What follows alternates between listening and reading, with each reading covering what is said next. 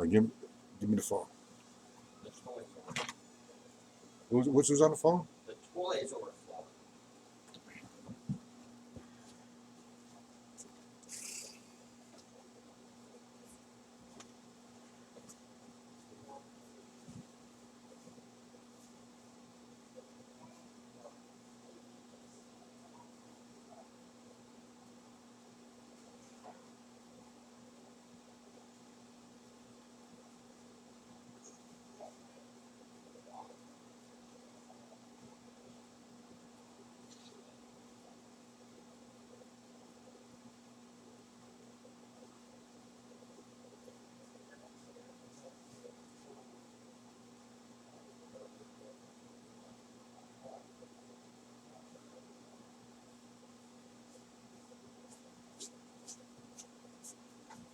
What happened?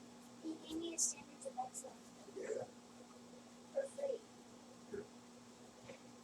Did you have fun? Learn anything? No. No. I go in there. I played the hardest exercise in the book. Good.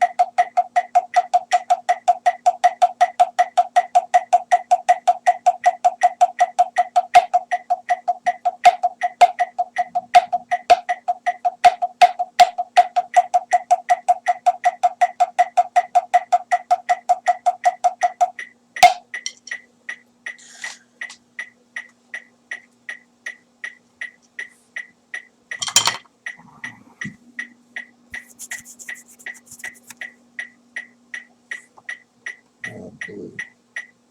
What's this dark?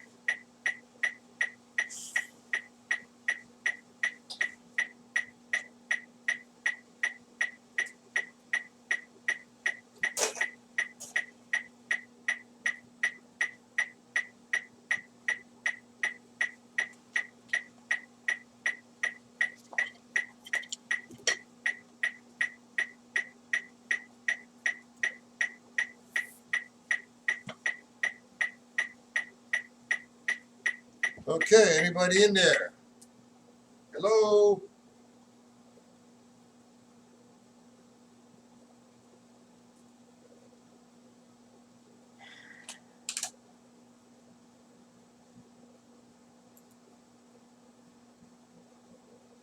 Hey Tim, how you doing? Can you hear me? It seems that the picture is very dark. I'm trying to fix that.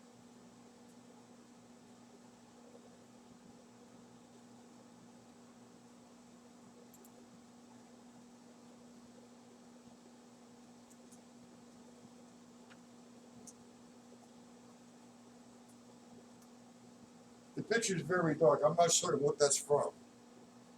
Hold on a second.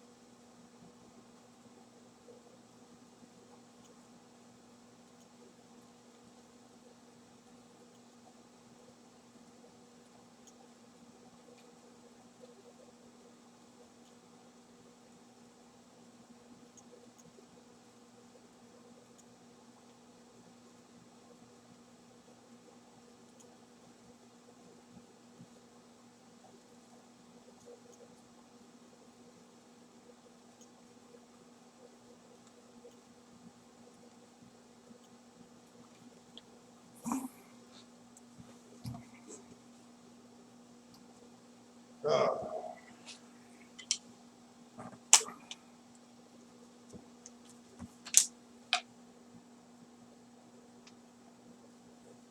is that better, Tim?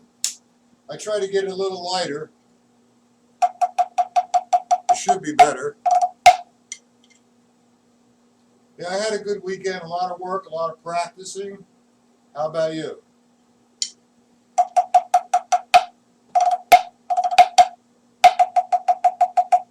And I'm going to loosen up a little bit. For about 2 minutes, I'm going to play some 8th note vamps. Busy morning. Here we go.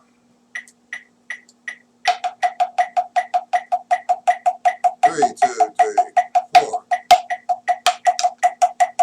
2, 3, 4.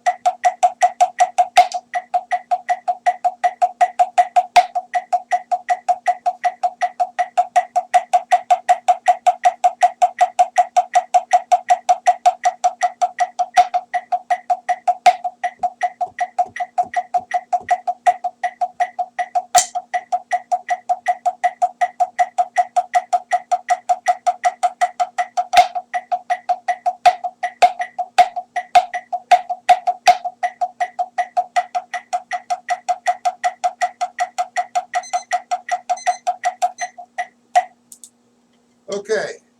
How many people are here? 3 people. And only you are interacting with me.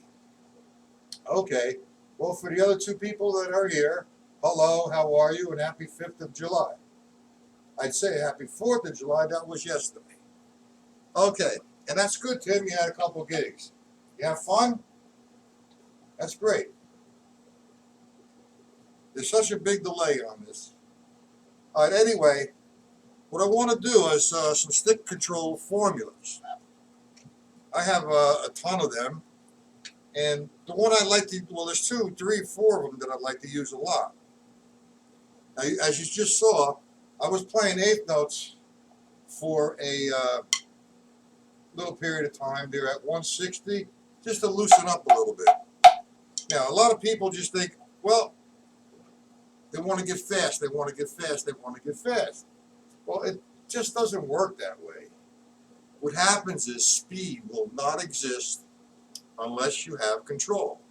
And, you know, as corny or as goofy as this might sound, the slower you play something, the faster you will be able to play it. Because you need more control to play something slowly. Now, what I want to do right now, the first part of the lesson here, is going to be the eighth note triplet. All right, now, the eighth note triplet, I mean, there's a lot of combinations to play the eighth note triplet, like 1 right, 2 lefts, 3 rights, 3 lefts, vice versa, all that good stuff. Well, we're going to do an alternating triplet. Right, left, right, left, right, left. Okay, so there's 2 ways that I count eighth note triplets, for those who don't know how I count them. There's a couple different ways to count the eighth note triplet. People count them like 1 triplet, 2 triplet, 3 triplet, 4 triplet, or 1 ta ta, 2 ta ta, 3 ta ta, 4 ta ta. Well, that's not incorrect. If that way works for you, that's great. The way I count triplets is 2 different ways. My normal way that I usually count most often is the eighth note triplet as 1 and the, 2 and the, 3 and the, 4 and the. Or, for subdivisional reasons, I count a triplet like 1, 2, 3, 1, 2, 3, 1, 2, 3, 1, 2, 3. So, and that's for subdivisional. When I mean subdivisional, example, if I'm doing 3 in one hand, and I want to do 2 in this hand, my thought process is 1, 2, 3, 1, 2, 3. I'm going to play eighth notes with my right hand. So it'd be 1, 2, 3, 1, 2, and 3, 1, 1, 1, 2, 3, 1, 2, and 3, 1, 2, and 3, 1.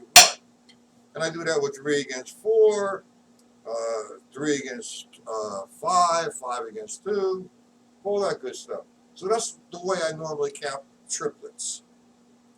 Now, for the next exercise or formula that we're going to use, it's best to know the sticking positions or control strokes. Now, for those who are watching and not interacting on the chat, you know, some people are watching, but they're on their phone and they don't have a chat. Okay, that's okay. I do another lesson tonight at 8 p.m. If you want to come back when you're at home on your computer and ask questions, that's good. Or email me questions. It's not a problem. So, the levels or sticking heights or control strokes. First off, this stroke right here, or position rather, it's a sticking position, is called a full stroke position. I am 90 degrees off the drum. Half stroke, and that's about 18 inches to the drum, roughly. I don't have a tape, but I just say that. Now I'm going to go down to half of that. That should be 9 inches, and it's a 45 degree. That's a half stroke. I come down here, that's 180 degrees, that's where I get my tap. So I have the full stroke, the half stroke, and I call that the quarter stroke. That's sticking positions. Sticking heights or sticking positions, whatever you want to call it. This is called control strokes. Now we're in the full stroke position. If I throw the stick down and it comes right back to the same starting point, my starting point is the ending point really. That's a free stroke. Now the difference between a free stroke and a full stroke. That's the position. I'm not doing anything. I'm demonstrating the position. This is a free stroke. Stick comes right back. Now, the next stroke would be a downstroke. Now notice, I have a lot of distance, so I get a lot of power and a lot of volume. So if I'm going to come down with a downstroke, all that is I start here, I throw the stick down to the drum and stop it from coming up. Downstroke. Notice that the free stroke and downstroke sound the same. Then I have the next stroking position would be a tap. Next stroking position would be an up. So now that's 4 different strokes rather. Whoop. The free stroke, the downstroke, the tap, and the upstroke. 4 strokes, 2 different sounds. And you need to understand that for this next coming formula. And we're going to take a triplet, an alternating triplet, right, left, right. That's the first triplet with an accent on the first note of the triplet. 1 and the. I started here, hit the accent, and the 2 notes in between the triplet and the sound the same. Now look at my sticks. They're at the same distance. So I get the same sound. It's called control. Now that's a right hand triplet. I'm starting 1 and the. Now if I wanted to do, say, 4 triplets like that in a row, now here's where the levels or the control strokes come into view. I come down to make the accent, tap. Now I have to come back up to get in position to make the next triplet. Down, tap, up, down, tap, up, down, tap, up. So now if I did a run of 8th note triplets, it would be 1, 2, 3, 4, 1 and 2, 3, 4. Now I'm playing that slow. I'm pronouncing the accent strong, and the in-between notes showing the control stroke. Down, tap, up, down, tap, up. Now, if I go to the left side, and I want to do left, right, left, I go down, tap, tap. Now I want to do a run of left hand, left, right, left, left, right, left, left, right, left, left, right, left, and accent the 1, 2, 3, 4.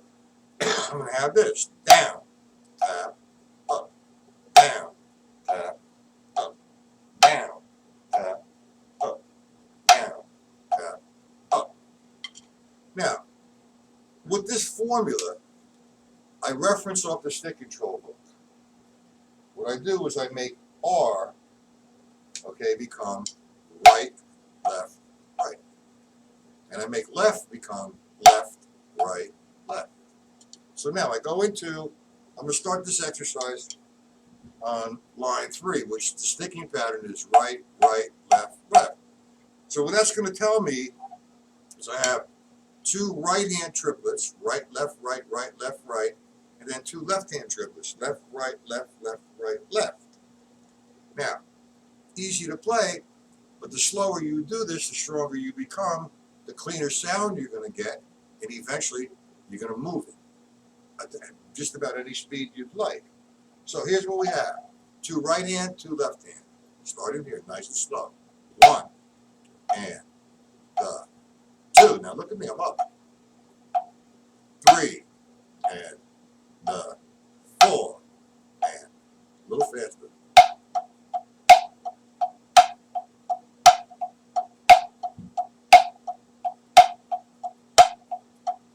So on and so forth. For those who don't really practice their levels or understand the levels, this particular exercise, if you do each line separately and really conform to what is occurring when you're playing it fast, like slowing it down and really emphasizing the movement, the upstroke, the downstroke, and the tap, it's a great exercise or a great journey into the levels. I'm looking for that one book. Excuse me. Let me just hold on a second. I think I have here. You know. Hold on, gentlemen.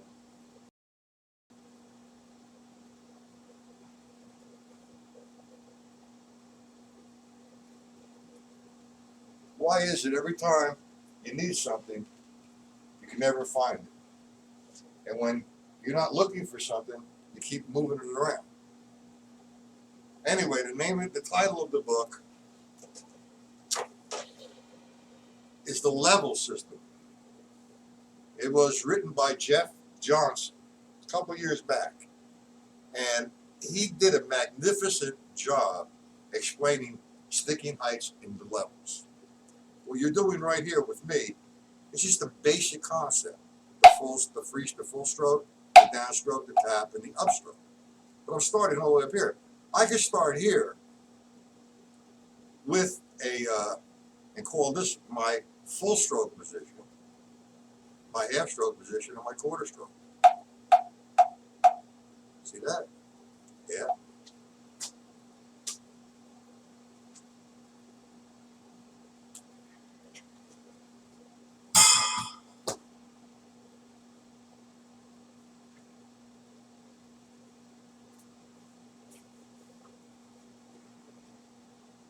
Okay, look what I found. The Level System by Jeff Johnson. By the way, Jeff Johnson was a former student of Joe Morello, and that's how we actually met from taking lessons with Joe. He would be there occasionally, and we talked about his book. That was in process. Right now, Jeff, I believe, is doing something with Steve Fiddick, or he studied some with Steve Fiddick. How could you lose the sound? Hold on. Can you hear me? Okay. My computer's been acting a little crazy. For no reason, I'm not doing anything.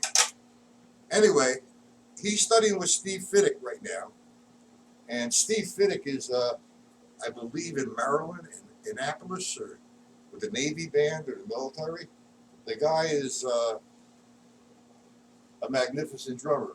A couple years back, Steve Fiddick, myself, John Riley, and Tiger Bill, we did a clinic in West Orange, New Jersey. It was a tribute to Joe Morello. It was a really fun thing because we had all the students there, and Jeff was there. Jeff is a good player, great player, as a matter of fact.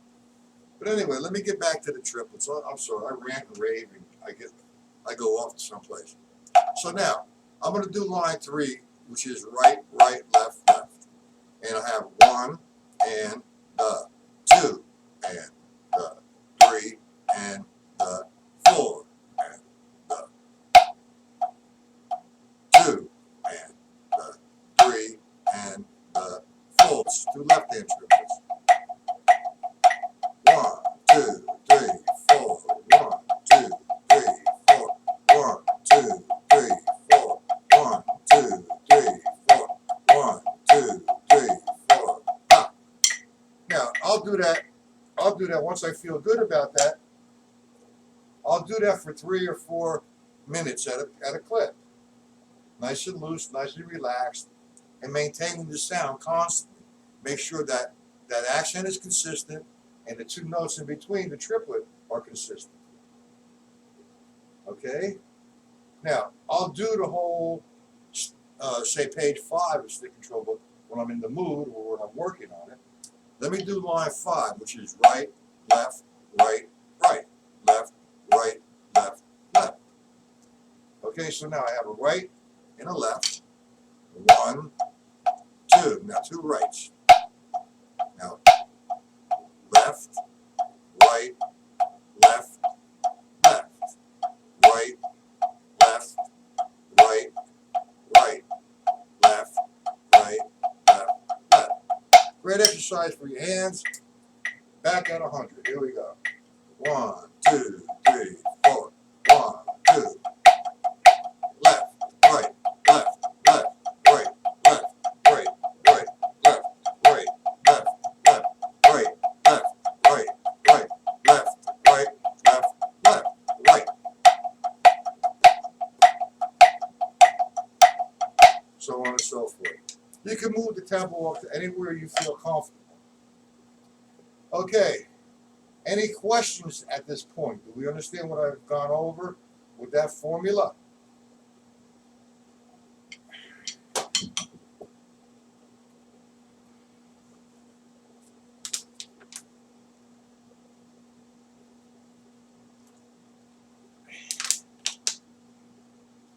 Any questions, gentlemen? N for no, Y for yes.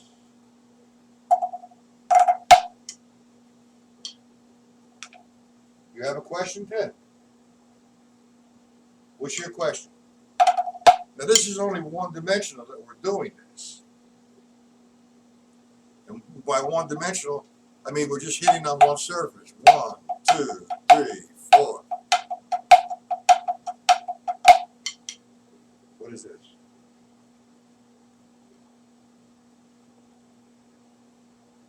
Good, okay. But that's only one dimensional. We take this to the fourth dimension. Let me just give you an example of, let's say, line 1, the alternating triplet. 1, 2, 3, 4. Now I'm doing that one dimensional. I'm slowing it down. I'm reinforcing what's natural, and I'm developing my internal. I'm internalizing that as strength. Like when I sit and play, I don't think it is. I think 1, 2, 3, 4, 1, because it's in there. It's natural. Okay, now, like I said, that's one dimensional, and it's on one surface. Now, I would take that, and I can't demonstrate that unless I go to the drum set, and that will happen when I open up my site again, occasionally, for this particular viewing. But anyway, I do a substitution. If I was playing just the right, left, right, left, right, left, and I do a substitution, instead of using my right hand, I use my bass drum. Now, I don't mean to pound, I just need for you to see that. Okay? So I would take it and go 1 and the 2 and the 3 and the 4 and the 1, 2, so on and so forth. You can do the whole page like that. Now, the third dimension would be my left foot. I use a heel and toe with the hi-hat. And this is on a drum set, but I'm trying to demonstrate it the best I can what we're doing right now with the drum pad. Okay? So now, I'm going to take all the rights, make them the bass drum, right there. 1, 2, 3, left foot, heel, toe, heel, toe, heel, toe, heel, toe. Now that's three-dimensional. I use the bass drum, the snare drum with the left hand, and the hi-hat 2 and 4. Next, we take the right hand and place it on the ride cymbal. And here's a good example of the level, part of the level system. You know, the way I like to make the 4 quarter notes when I'm playing time. 1, 2, 3, 4. Now, to make the 4 quarter notes sound the same on the ride cymbal, I need to come down from the same point consistently. I'm not improvising, I'm not comping, I'm not playing an open time, I'm playing straight ahead, quarter notes. Now what I'm doing right here is free stroke, free stroke, free stroke, free stroke. Now if I want to get the cymbal pattern, it's free stroke, down, up, free stroke, down. Free stroke, down, up, free stroke, down. Now that's only for, I use that only for straight ahead kind of situations. I mean, I play open time, I play the melody, I comp, I improvise with the tune itself and the other musicians in the band. This is for something like if you just, somebody wants you just to play straight ahead, standard time, if you're doing a big band, for example, and you're keeping the trumpet sections and the saxophones and everybody else in place. They're counting on you to nail that down. So what I do now, when I'm playing the jazz time, there's the levels. It's free stroke, but it's in a different place. And that's why that level system book is a great book. It explains all of this. 1 and 2 and 3 and 4. Now, while that's going on, I'll play between my bass drum, my snare drum, and my hi-hat, the 3-dimensional, which was 1, 2, 3, 4. Heel, now. 1, 2, 3, 4. 1, 2, 3, 4. 1, 2, 3, so on and so forth. And I'll drop the whole page there. And that's a great, in my opinion, a great exercise to develop jazz independence. Now, what I've done, I've taken the element of the triplet itself. That's just one element, which is right, left, right, left, right, left, and did a substitution. But what really influenced me with this, other than the Jim Chapin book, which was a great book, and notice I said was, but it still is, rather. It's helped me out tremendously. I went through the pain and suffering of going through that book, had nightmares about the book, and it helped me control my limbs. But as I progressed, I felt that maybe it was a little too stiff, and I went to the syncopation book. Then I took the triplet apart, and I said, Mr. Stone, help. And he did. And so did the Gary Chaffee concepts. His patterns book, all his series of patterns, has helped me. But, you know, it's just my kind of way of practicing. And I don't really teach no more from the advanced techniques of the modern drummer by Jim Chapin. God bless Jim Chapin. He contributed a ton of information to the drum community, and he helped the drum community out. But I don't really teach that from that book anymore. I teach what I'm teaching you, or what you're viewing right now, and I work out of the syncopation book and the Gary Chaffee book with all the triplet elements. And I go through that for a while, and then I'll open the Jim Chapin book and ask them to play it. Guess what they do? They run right through it because of this kind of training. Now, and they also make the same statement as I do, or have done, just said before, it's a little stiff. But it really helps. It puts you in place. You see, it has the graphics. It shows you how the jazz time is in relationship to the triplet, so on and so forth. It's one of the greatest books ever written.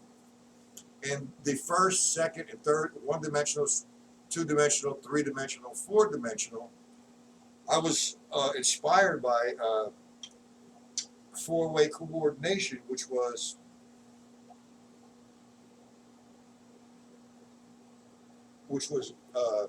written by Marvin Dahlgren and Elliot Fine. And I looked at that book at first and I said, oh, I have to put it down. So I don't play xylophones. Then, you know, I would look at it and look at it and look at it. And man, has that helped me control my limbs even stronger than this kind of thing. And I took Stone over to visit Marvin Dahlgren and Elliot Fine. And I've come up with some great, in my opinion, great combinations. What is this? Well, not only you, Tim, it's been a great help to everybody because it's extremely musical and practical. And the way I do that is a couple different ways, the syncopation book. I'll go to the mechanics and the math, and I'll play it straight up and down. I'll play it in cut time, and most often I'll play it swung. And I'll still be counting the system until I feel really good with the system, or the students feel good with the systems, and then we start humming it. And that, to me, is the concept of really playing if you're a jazz musician. I mean, if you're just a funk drummer or a straight, you know, a pocket drummer, you drop a 2 and 4 all the time, and sometimes there is no melody to the song. Whereas what I do with the jazz time is I teach the concept of the AABA and the way to improvise, and we talk about improvisation. But anyway, that's what I'm doing today. It's just a hand exercise, and it goes all over the place. It can teach you so much about your weaknesses. And that's the objective of a teacher, is to make you aware, or expose rather, your weaknesses so you can make them stronger. But that was the first one today. That was the eighth note triplet. If I did line 13,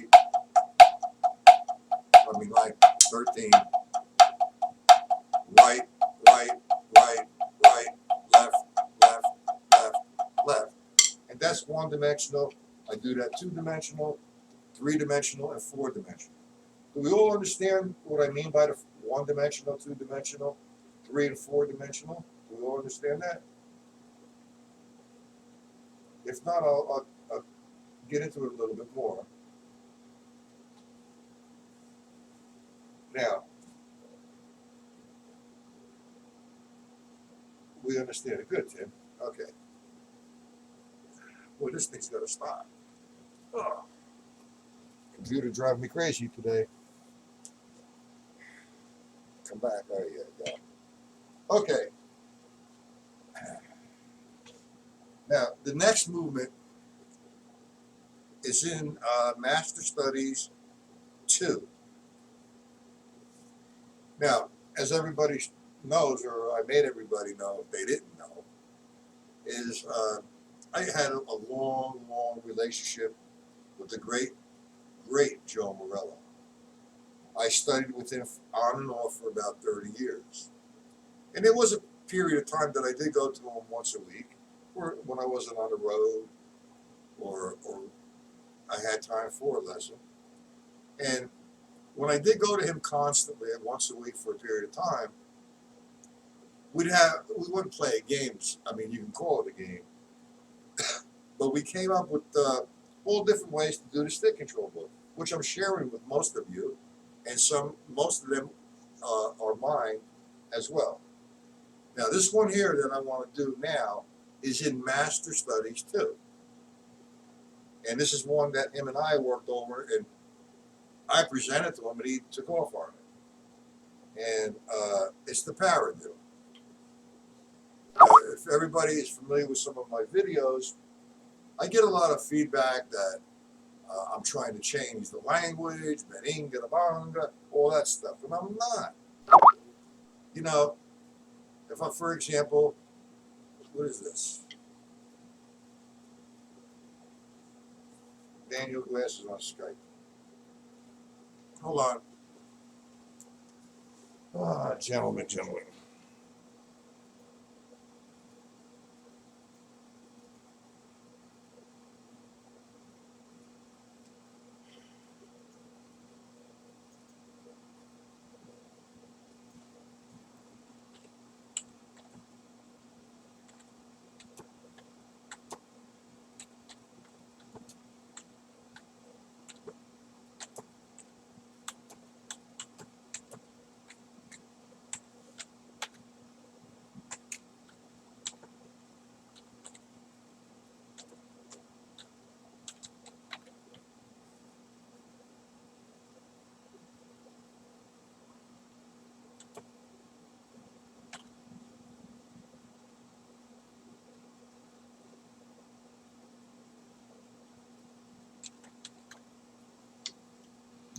All right.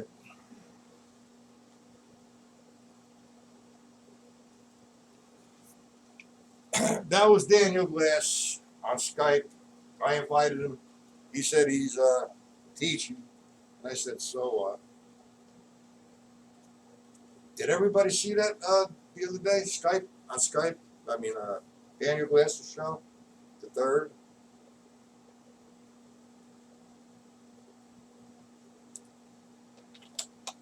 Daniel Glass and I developed a reputation as partners in crime. Okay, let's go to the paradiddle.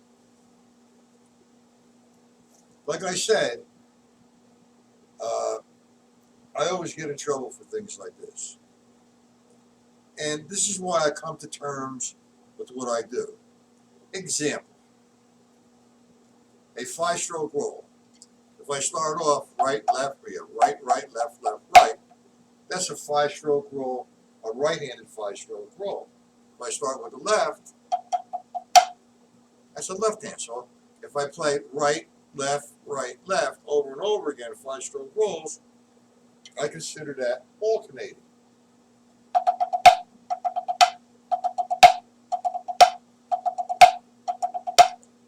Alternating. So that's how I go with the paradiddle.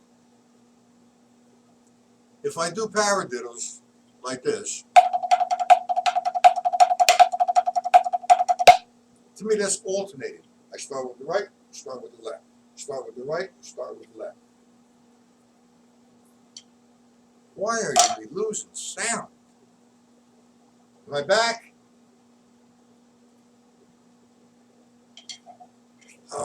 Hold on.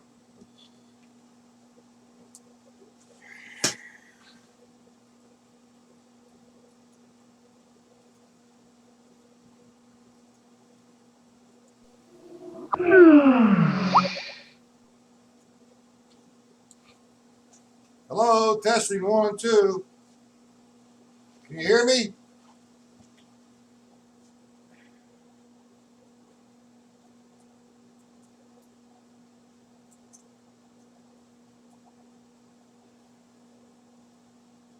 Hey Tim, can you hear me? Oh, my Lord.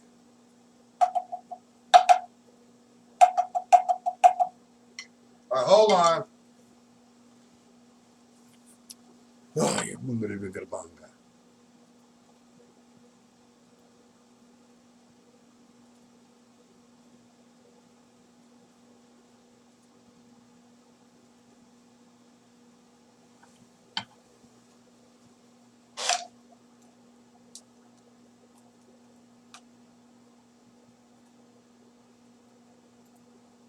Can you hear me now?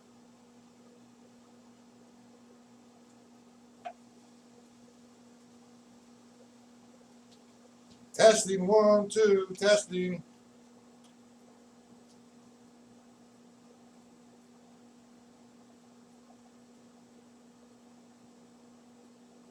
Man, I don't know why.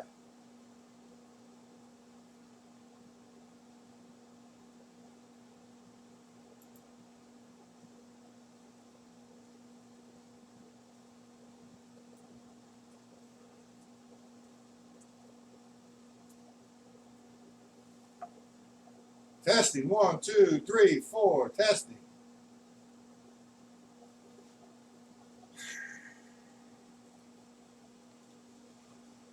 Test. Now, hold on. Yeah, bunga binga.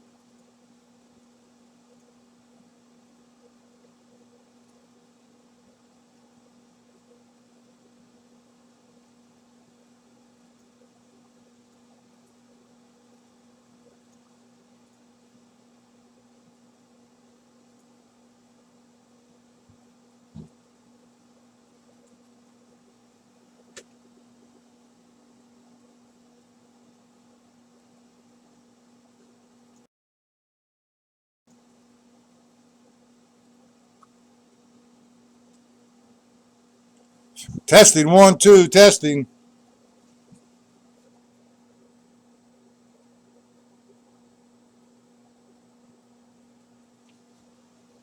Oh.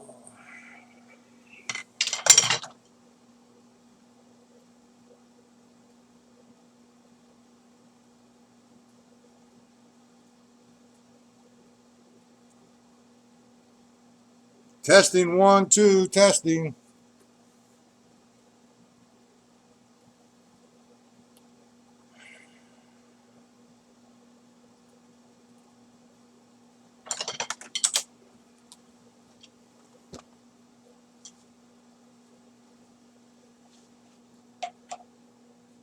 I don't know what happened.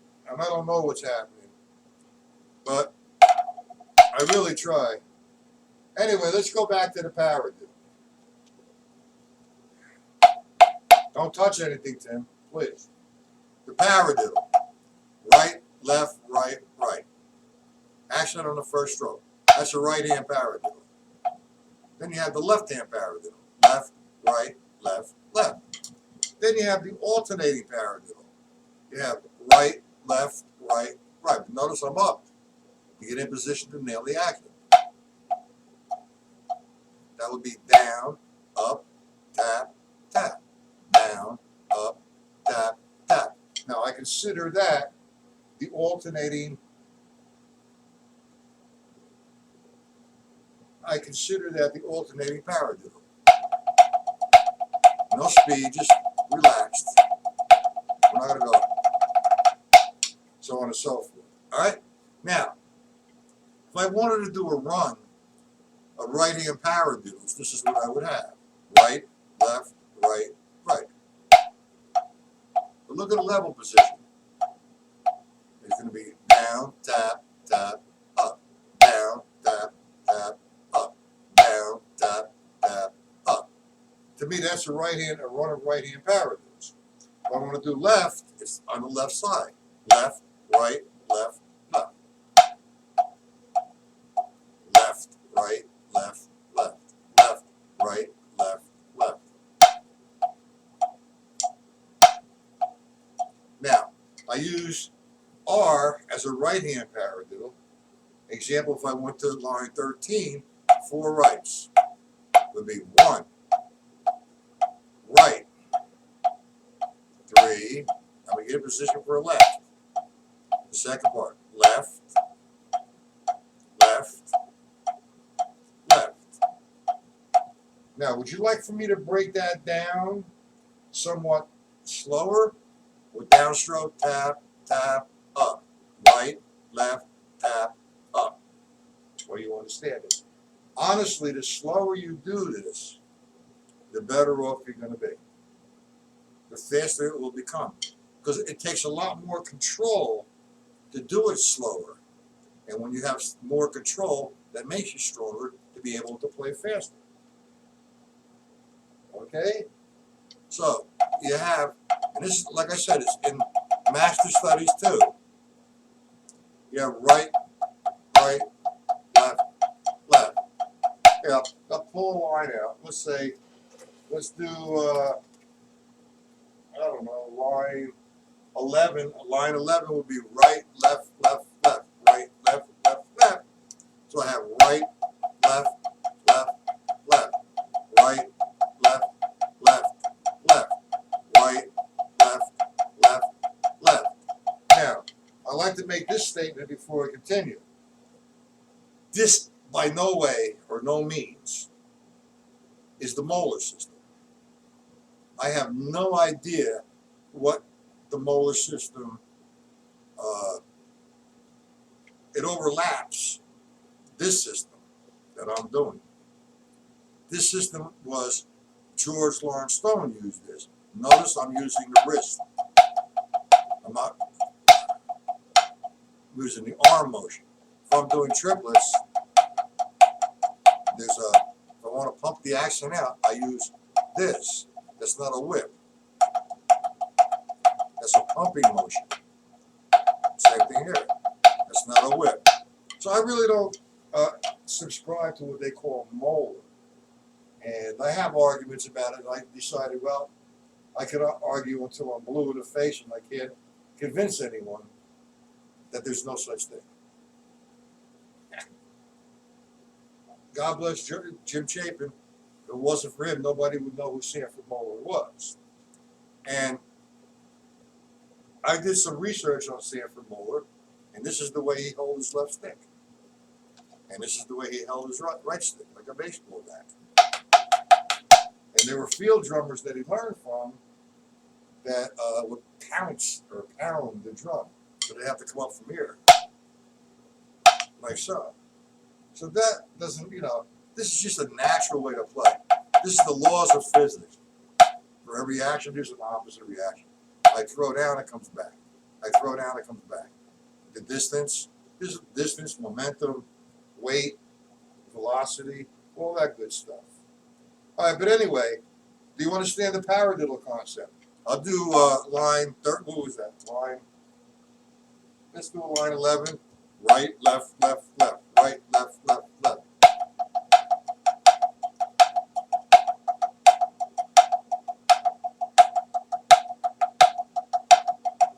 What is this? Glasses.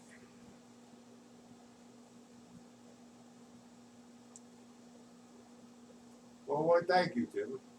I mean, I don't know what mower it is. I mean, I did some research, and I'm saying he was holding a stick like a baseball bat, and they were pounding, like so. And yeah, there had to be a lot of arm movement, because what they were playing on were these big field drums to give the Civil War troops signals to attack, to retreat, all that good stuff.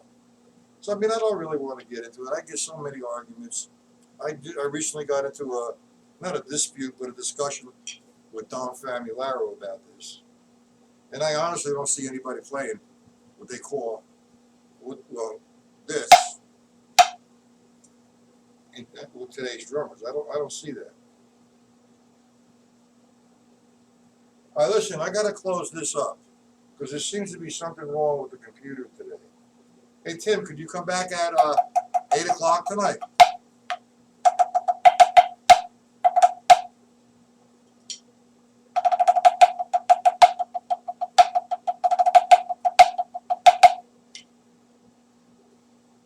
Tim, can you come back tonight? 8 o'clock Eastern Standard Time. Where are you located, Tim?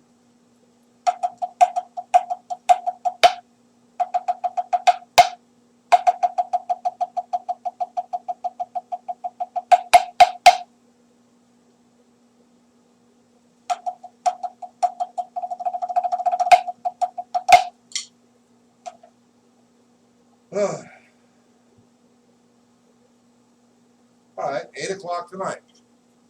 I'll give a much better lesson, and I might have a surprise for everybody tonight. I'm not certain yet. I'm waiting on a phone call. West Virginia. I had a couple students come up to do a camp from West Virginia for a week. It was a good time. We learned a lot. Had a lot of fun. Okay, Tim, I'm going to close it up, if you don't mind. And I'll see you tonight at 8. You have a great rest of the day. And if you have any questions, put them together and ask for it tonight. We're going to go over basically the same thing and a few other new things. Or if I do have this surprise, it's going to be totally different. Okay, Tim, have a great day, man.